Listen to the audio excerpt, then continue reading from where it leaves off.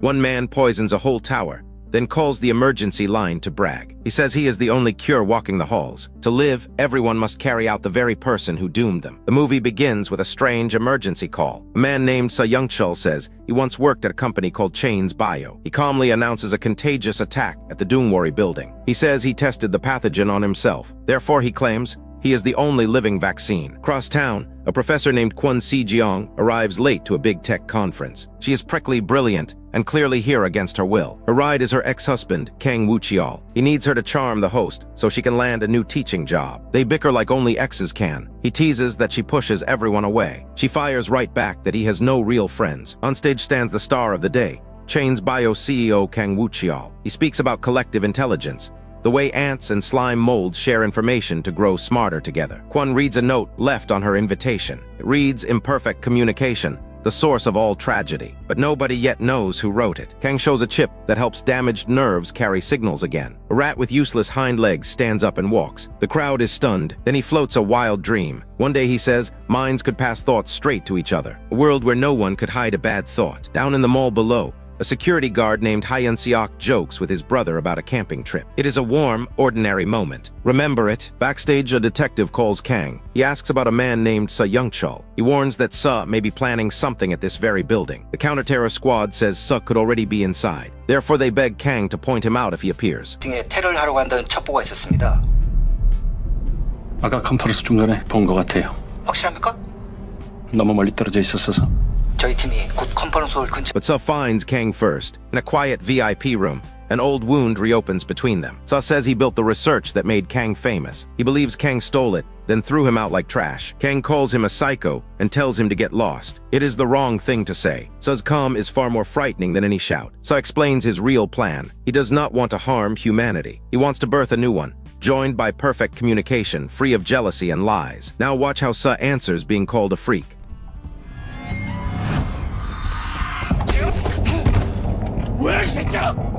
연구. Yeah, that is when the ordinary day ends. Something is deeply wrong with Kang now. Police reach the conference hall. Therefore, the order goes out fast. Lock the building down and call the containment team. Kwon is still finishing a family call, planning a quiet future. She has no idea the exits are already sealing shut. In the last honest talk, Kang tells Kwon he is moving abroad. He wanted to fix her career before he left. One final kindness after all these years. He admits he loved how she never backed down, but he also admits he was too much of a coward to keep up. It is a soft goodbye between two stubborn people. Then the alarms scream. The whole tower is locking down. Security shouts for everyone to evacuate at once. Panic floods the halls, but the doors will not open, and something is moving toward the crowd. Kwon is swept into the stampede. She loses sight of Kang in the crush of the crowd. Hyun Seok pulls his sister Hyun-hee to safety. A policeman confirms the nightmare. A bio attack has struck the building. The infected are changing. At first, they crawl on all fours and charge blindly at bright signs. They barely seem human anymore. A cluster of students is trapped in the open. Hyun Seok wants to help, but the policeman says to wait for backup. The survivors refuse to just watch. A man in a wheelchair named Kyu Seong has an idea. The infected chase movement and noise. Therefore, he offers his own chair as bait. The group protests. Without the chair, how will he escape? He answers that some things matter more than his own way out. 아까 못 봤어? 어차피 여기서 나갈 거면은 이거 다 저 사람들 그냥 죽게 내버려둘 수 없잖아요. Watch what Kyu Seong does to save total strangers.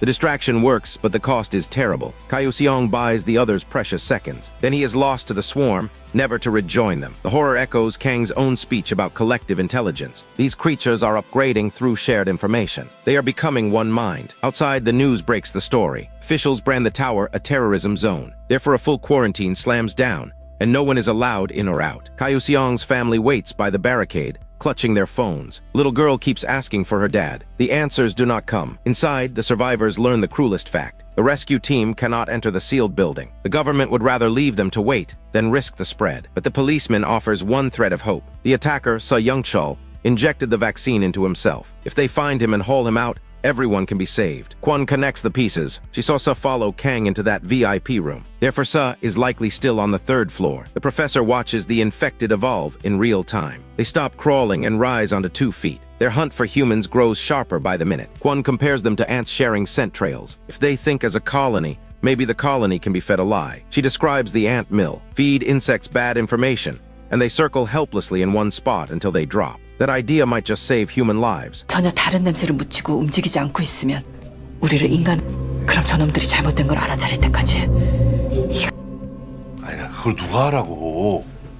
The plan is simple and daring. One person wears a strong scent to draw the swarm. The rest wear a different scent and freeze, hidden in plain sight. An older man volunteers proudly, boasting of a gold medal in his youth. The group is doubtful. He insists his legs still have one good sprint left. They form a group chat to coordinate silently. If the infected share information, the humans decide they will too. It is teamwork against a hive. Now watch whether a lure of perfume can really fool a hive mind.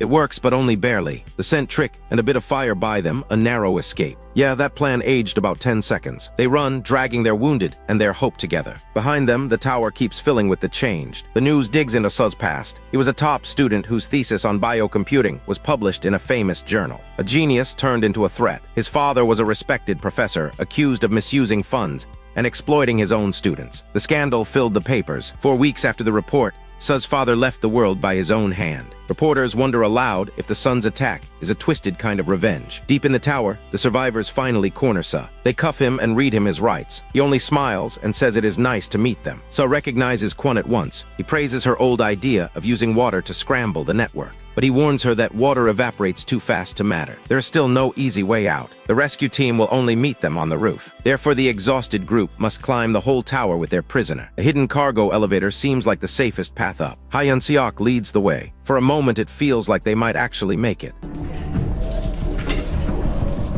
갑시다. 합작소.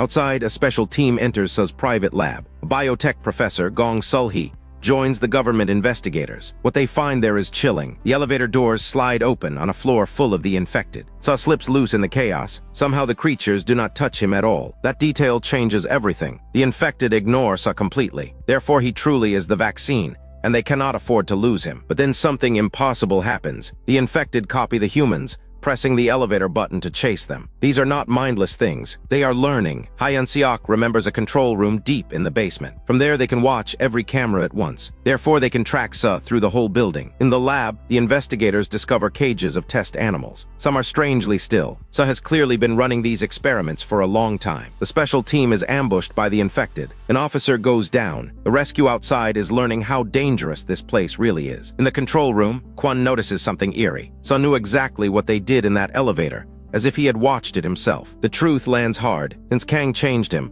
Su can see through the eyes of every infected creature. Whatever they see, he sees too. On the cameras, Su walks straight to a familiar figure. It is Kang Woo-cheol, the very first to be changed. The two rivals meet again. Su tells Kang he was always meant to be the link. Now watch the moment that turns Su into something far worse. 뭐야? 물린 거야? 왜 저래 저거?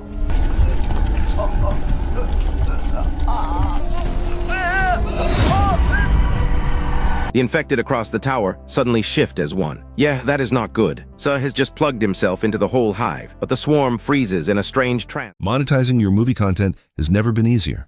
Upload your video, get a full recap and 10 shorts. Viralcade, link in the comments.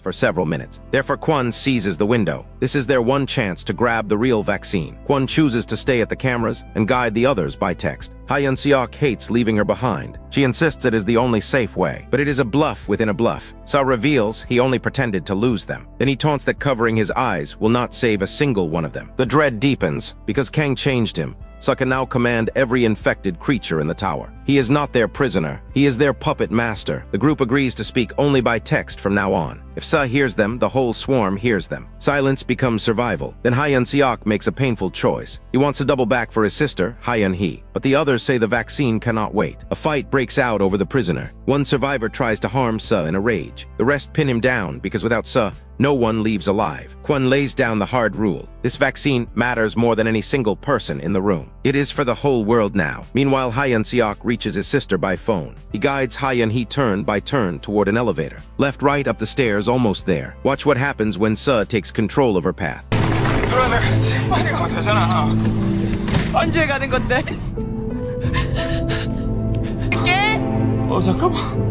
잠깐만요. Suh feeds Hyun-hee false directions through the hidden speakers. He sends her the wrong way on purpose. Her brother listens, helpless, as the line goes quiet. Suh gloats that they abandoned her. He vows the survivors will never leave the building alive. His grief-turned cruelty knows no limit now. Outside the barricade, Hyun-hee and Hyun-seok's family beg for help. They plead for medics for anyone. The officials only tell them to keep waiting. In a private room, the minister presses the science team. Can the changed ever return to normal? The honest answer is grim. Once the nerves are gone, the experts say, there is no coming back. In plain words, the infected cannot be healed. That verdict opens a dark door. The officials want Professor Gong to announce it publicly. As a victim's family member, her word would calm the panicked nation. Gong sees the trap. They want cover to clear the infected by force. She refuses to hand them that justification so easily. But the lab holds a clue. Among Suh's test animals, one special subject controlled all the rest. Remove that one and the whole group went still. Therefore the team forms a theory. Find the very first human infected. Stop that one, and every other infected may freeze. It becomes the new mission. They pull the building's camera feeds to trace patient 0. They rewind to the moment it all began. The hunt for the first infected is on. Inside, the survivors push higher toward the roof, floor after brutal floor. Every stairwell hides a new danger. Their numbers keep shrinking. A sudden charge scatters the group. The policeman is overwhelmed protecting them. Another protector is lost, so the rest can keep climbing. The battered survivors regroup in the dark. They decide the roof is too far to reach directly. Therefore, they must make the rescue team come to them.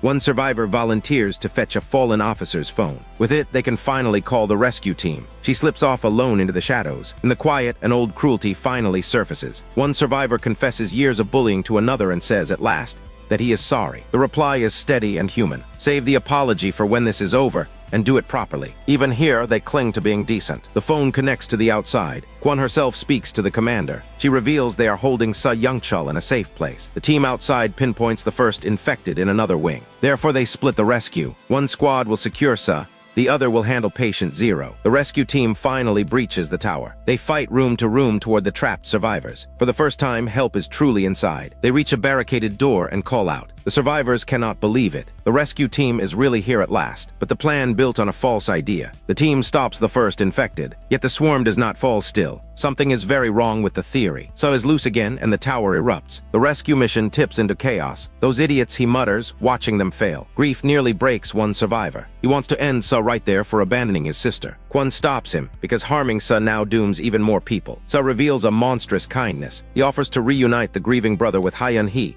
changed and part of the hive. It is a temptation dressed as mercy.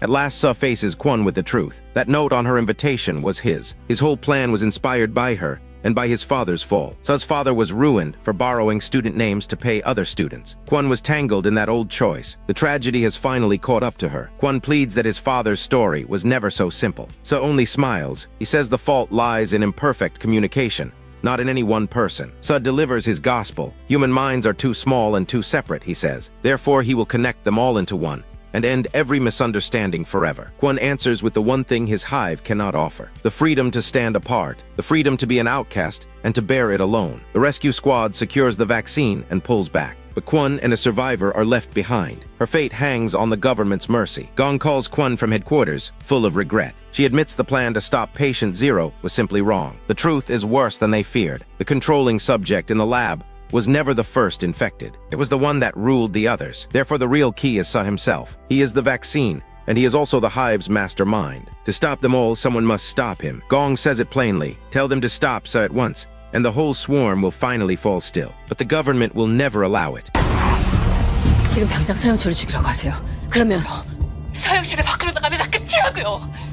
지금 서영철을 죽이면 감염된 사람들의 가족들은 물론이고 Losing the only vaccine would turn the entire nation against them. Every frightened family would become an enemy. Can Kwon carry that hatred alone? Now says earlier taunt makes perfect sense. Then go ahead, he had said, be an outcast. He was daring her to make this exact choice. Gong refuses to decide for her. Never mind what others think, she says. Kwon alone must choose what kind of person she will be. Outside, the officials celebrate too soon. The vaccine is coming out safely, they cheer. Kwon's warning is drowned out by relief, but a huge crowd has massed at the barricade. Terrified and desperate, they surge forward. The thin line of guards cannot hold them back. The barricade breaks. Watch what the loose crowd unleashes.